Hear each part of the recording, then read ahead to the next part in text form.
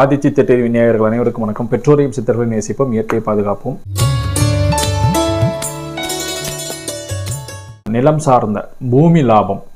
பூமி லாபம்னா எதெல்லாம் பூமி லாபம்? ஒரு விவசாயம் ஒருத்தர் பண்ணுறாருன்னு வச்சுக்கோங்களேன். விவசாயம் பண்ணுறாரு அப்படின்னா அங்கே விவசாயத்தில் விளையக்கூடிய காய்கறிகள் மூலமாக கிடைக்கக்கூடிய லாபம் பூமி லாபம். ரியல் எஸ்டேட் பண்ணுறாரு அப்படின்னா அந்த நிலத்தை விற்று கிடைக்கக்கூடியது பூமி லாபம்.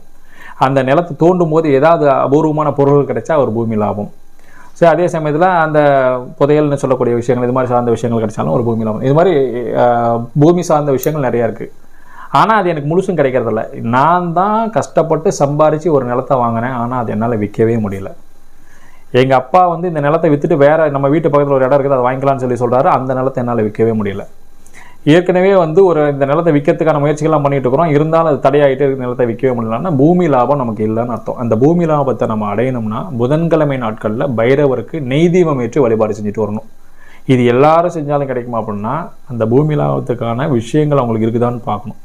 ஏன்னா செவ்வாய் நல்லா இருக்கிறாரு, செவ்வாய் சார்ந்த விஷயம் நல்லா இருக்குது அப்படின்ற மாதிரி இருந்தால் ஏதோ ஒரு இடத்துல காரியத்தடை உருவாகுது நம்ம தெரிஞ்சுக்கணும். அந்த காரியத்தடைக்கை வந்து எதெல்லாம் வரும் அப்படின்னா குலதெய்வத்தினுடைய அனுகிரகம் குறைவாக இருந்தாலும் வரும். அக்கம் பக்கத்தில் இருக்கக்கூடியவங்க ஏவல், பில்லி, சூன்யம், செய்வினை கோளாறு, கந்திர்ச்சி இந்த மாதிரி எதிர்மறையான செயல்பாடுகள் செய்திருந்தாலும் நமக்கு கிடைக்க வேண்டிய நியாயமான விஷயங்கள் கிடைக்காம போயிடும். அதே சமயத்தில் இவங்களுக்கு உண்டான கிரக சூழ்நிலைகள் சாதகமாக இல்லைனாலும் நமக்கு அது கிடைக்காம போயிடும். அப்போ பொதுவாகவே இந்த விஷயத்தை போய் பண்ணுறதை விட அதற்கு உண்டான காரணம் என்னென்னு தெரிஞ்சுக்கிட்டு அதுக்கு தகுந்தாறு போல் போகணும். இப்போ நார்மலாக இருக்கக்கூடிய விஷயம்னா பரவாயில்ல, போயிட்டு நார்மலாக தீபம் போட்டு வந்தீங்கன்னா சரியாகி போயிடும். சரி, நான் தீபம் போட்டும் எனக்கு சரியாகலை அப்படின்னா கண்திருஷ்டி கோளாறு ஏதாவது இருக்குதான்னு பார்த்துட்டு அதுக்கு தகுந்தாறு மாலை, அவருக்கு எலுமிச்சம்பழ மாலை இந்த மாதிரி விஷயங்களை போட்டுட்டு அதுக்கு தகுந்த மாதிரி தீபம் போட்டு வந்தீங்கன்னா சரியாக போயிடும். இல்லை அதுவும் இல்லைன்னா கிரகம் சார்ந்த பிரச்சனைகள் தான் இருக்குதுன்னா அப்போ எந்த நாளில் போய் எந்த மாதிரி வஸ்திரங்களை வாங்கி தானமாக கொடுத்துட்டு எந்த பொருள்களை வச்சு தீபம் போட்டு வந்தால் சரியாகுங்கிறது அதை தெரிஞ்சுட்டு அதுக்கு தகுந்த மாதிரி போட்டோம்னா போகும். ரியல் எஸ்டேட் வந்து பார்த்தீங்க அப்படின்னா மிக விரைவாக லாபம் தரக்கூடிய ஒரு தொழில். அதில் தோற்று போகிறாங்க அப்படின்னா காரணம் என்னன்னா இந்த சூட்சமத்தை உணர்ந்து அவங்க வந்து செயல்படுறதில்லை. செவ்வாய்க்கிழமையான செவ்வாய் கோரையில் சிறுவாபுரி முருகன் கோயிலில் போய் வழிபாடு செய்யுங்கள். செவ்வாய்க்கிழமை செவ்வாய் கோரையில் இருக்கக்கூடிய தனித்த முருகன் ஆலயங்களில் போய் வழிபாடு செய்யுங்கள். சிவப்பு நிற வஸ்திரங்களை தானமாக கொடுக்கறது, அதே சமயத்தில் சிவப்பு இருக்கக்கூடிய மலர்களை வந்து மாலையாக சூடுறது, குங்குமம் அர்ச்சனை பண்ணுறது, இது எல்லாமே வந்து பொதுவான வழிபாடுகள். ஆனால் அதை தாண்டி சூட்சமமாக ஒரு சில விஷயங்களை நேக்காக தெரிஞ்சுக்கிட்டோம்னா போதும். இப்போது ஒரு டாக்குமெண்ட்டு ஒரு இடத்துல வந்து நம்ம சைன் பண்ணுறோம், இங்கேருந்து சம்மந்தப்பட்ட உயர்துறை அதிகாரிக்கு போய் சேர்றதுக்கு 3 நாள் ஆகும். இங்கேருந்து ஒருத்தருக்கு சைன் பண்ணி கொடுப்பாரு, எந்த டேபிள் இன்னொரு டேபிள் போகும், அந்த டேபிள் இன்னொரு டேபிள் போகும், அந்த டேபிள் ஒவ்வொன்றா போய் கடைசியில் அங்கே போய் சேர்றதுக்கு டைம் ஆகி போயிடும். அந்த டேபிளில் அவர் இருந்தார்னா அதை எடுத்து உடனே சைன் பண்ணி கொடுப்பார், அவர் இல்லை அப்படின்னா அதை பண்ணி கொடுக்க மாட்டார்.